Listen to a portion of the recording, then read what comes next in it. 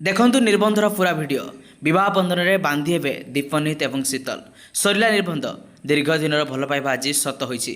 କେଉଁ ତାରିଖରେ ତାଙ୍କର ବାହାଘର, କ'ଣ ରହିଛି ତାଙ୍କର ବାହାଘର ପ୍ରିପାରେସନ୍, ତା ସହିତ ସମ୍ପୂର୍ଣ୍ଣ ଭାବରେ ଡିଟେଲ୍ସ ଆପଣମାନେ ନିଶ୍ଚିତ ଭାବରେ ଆଗକୁ এই ଭିଡ଼ିଓ ଜାଣିବାକୁ ପାଇଯିବେ। ଭିଡ଼ିଓକୁ ନିଶ୍ଚିତ ଭାବରେ ଶେଷ ପର୍ଯ୍ୟନ୍ତ ଦେଖିବେ। ତାଙ୍କ ନିର୍ବନ୍ଧରେ କିଏ କିଏ ସବୁ ସାମିଲ ହୋଇଥିଲେ, ତା ସହିତ ନିର୍ବନ୍ଧରେ କେମିତି ସବୁ ଓଡ଼ିଆ ଘର ରୀତିନୀତି ଅନୁସାରେ ସେଲିବ୍ରେସନ୍ ହୋଇଥିଲା, ସବୁକିଛି ଦେଖିବାକୁ ପାଇବେ। କିନ୍ତୁ ତା ପୂର୍ବରୁ ଆପଣମାନଙ୍କ ମଧ୍ୟରୁ ଯେଉଁମାନେ ପ୍ରକୃତରେ ଦୀପନିତ ଏବଂ ଶୀତଲକୁ ତାଙ୍କର ଯୋଡ଼ିକୁ ପସନ୍ଦ କରୁଛନ୍ତି, ନିଶ୍ଚିତ ଭିଡ଼ିଓକୁ ଲାଇକ୍ କରିବା ସହିତ ତାଙ୍କୁ ଯଦି ଶୁଭେଚ୍ଛା ଜଣାଇବାକୁ ଚାହୁଁଛନ୍ତି କମେଣ୍ଟ ମାଧ୍ୟମରେ ଜଣାଇ ପାରିବେ।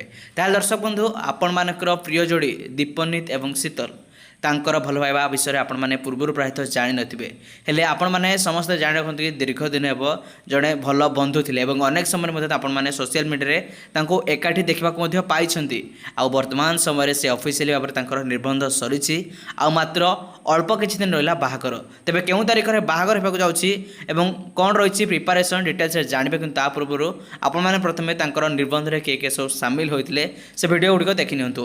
ଆପଣମାନେ ଭିଡ଼ିଓରେ ସ୍କ୍ରିନ୍ରେ ଦେଖିପାରୁଥିବେ କି ତାଙ୍କର ନିର୍ବନ୍ଧଟି କେମିତି ହୋଇଛି, ସେଲିବ୍ରେସନ୍ ହୋଇଥିଲା, କେମିତି ଭାବରେ ତାଙ୍କର ନିର୍ବନ୍ଧ ସେଲିବ୍ରେସନ୍ରେ କିଏ କିଏ ସବୁ ସାମିଲ ହୋଇଥିଲେ, ଅଲିଉଡ଼ ତାରକାମାନେ ସବୁ ସାମିଲ ହୋଇଥିଲେ। ତେବେ ଆପଣମାନେ ମଧ୍ୟ ଭିଡ଼ିଓରେ ଦେଖିବାକୁ ପାଇଯାଇଥିବେ। ତେବେ ଦୀପନିତ ହେଉଛନ୍ତି ଜଣେ ଅଲିଉଡ଼ ଇଣ୍ଡଷ୍ଟ୍ରିର ଅଭିନେତା ଏବଂ ଶୀତଲ ହେଉଛନ୍ତି ଜଣେ ସିରିଏଲ୍ ଅଭିନେତ୍ରୀ। ଆପଣମାନେ ମଧ୍ୟ ଶୀତଲ ଏବଂ ଦୀପନିତଙ୍କୁ ଏକାଠି ମଧ୍ୟ ଅନେକ ଗୁଡ଼ିଏ ଆଲବମ୍ରେ ଏକାଠି ଦେଖିବାକୁ ପାଇଛନ୍ତି।